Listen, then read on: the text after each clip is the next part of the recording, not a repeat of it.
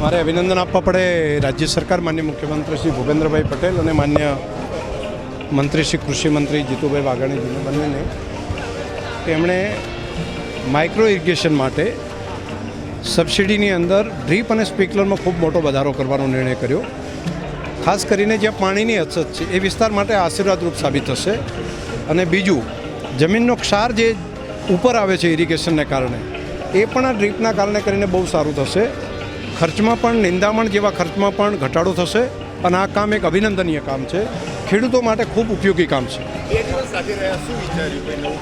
ઘણું બધું માન્ય મંત્રીશ્રી પોતે અભ્યાસુ મંત્રી છે અને ખેતી અને ખેડૂત માટે નાની નાની બાબતનું સમજી રહ્યા છે, જોઈ રહ્યા છે અને એને સુધારા કરવાનો નિર્ણય જે કરી રહ્યા છે એ ખૂબ સારું. અને ખાસ કરીને પ્રાકૃતિક કૃષિ માટે એમણે જે સજાગતા રાખી છે એ ડિપાર્ટમેન્ટને મારે અભિનંદન આપવા પડે. મારે રાધનપુરની અંદર પણ એક નવો ગોબર ગેસનો પ્લાન્ટ એ બનાવવાનો નિર્ણય બનાસ ડેરીએ કર્યો છે. ઓમ શાંતિ. જે રાધનપુર માર્કેટ યાર્ડમાં શેર બનાવવામાં આવ્યો છે એટલે ખેડૂતો એનો માલ અંદર ઉતારે, વરસાદ આવે તો પલળે નહીં, મજૂર હેરાન ના થાય, ગરમીની સિઝન હોય તો પણ શાંતિથી એનો બધો વેપાર અને તોલ થઈ શકે. જે આ ખેડૂતોને મોટી રાહત થાય અને શાંતિથી ઉતારે એમણે હોવા માટે બનાવ્યું છે. આરામગૃહ વત્તા બનાસ બેંકનું ઉદ્ઘાટન છે તો પણ ખેડૂતને અને વેપારીને બનાસ બેંક હોય તો બારે પૈસા લેવા માટે જવું ના પડે અને બધું છે એ બહુ સારામાં સારી સગવડ થઈ છે. શેડ વગર જે તકલીફ પડતી હતી, બારે માલ હોય અને વરસાદ ચાલુ થઈ જાય તો માલ ખૂબ બગડી જાય, ખેડૂતનોય બગડે અને લેનારનોય બગડે અને મોટા નુકસાન થતા હતા. એના માટે થઈને શેડ બનાવ્યો છે. આજે રાધનપુર મુકામે બેંકના નવા મકાનનું ઉદ્ઘાટન,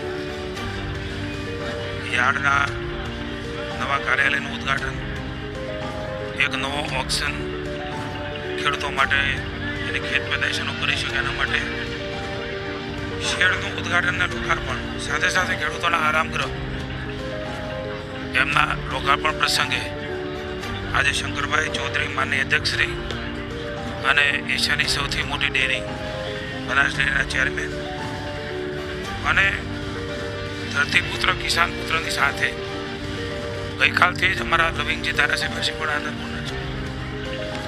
સમગ્ર વિસ્તારમાં ફરી રહ્યો છે. માનનીય મોદી સાહેબને આભારી. સમગ્ર ઉત્તર ગુજરાતની ધરતી એ સુજલામ સુફલામ માં નર્મદાના નીર એ ફળફળ વહેતા થયા છે ત્યારે એ નવપલવિત ધરતી બની છે.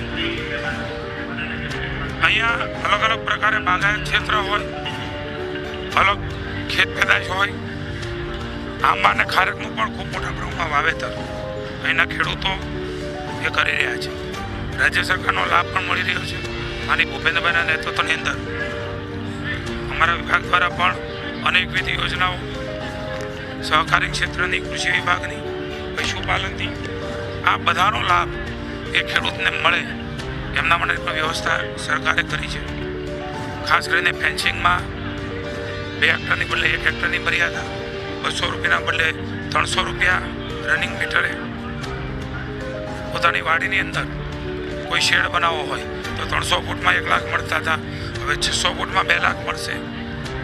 સ્પ્રિંકલર માટે, ડીપ ઇરિગેશન માટે તમામ પ્રકારે અલગ અલગ સુવિધાનો લાભ અલગ અલગ વિભાગોનો મળી રહ્યો છે. ત્યારે મને આનંદ છે કે પ્રાકૃતિક ખેતી તરફ પણ માનનીય મોદી સાહેબ, માનનીય ભૂપેન્દ્રભાઈ મુખ્યમંત્રી શ્રી અને મહામહિમ રાજ્યપાલ આદરણીય શંકરભાઈ સમગ્ર પ્રાકૃતિક ખેતી એ પોતાની વાડીમાં કરી રહ્યા છે. વાડીમાં, ખાટલામાં અમે બંને ઉપર આકાશની નીચે ધરતી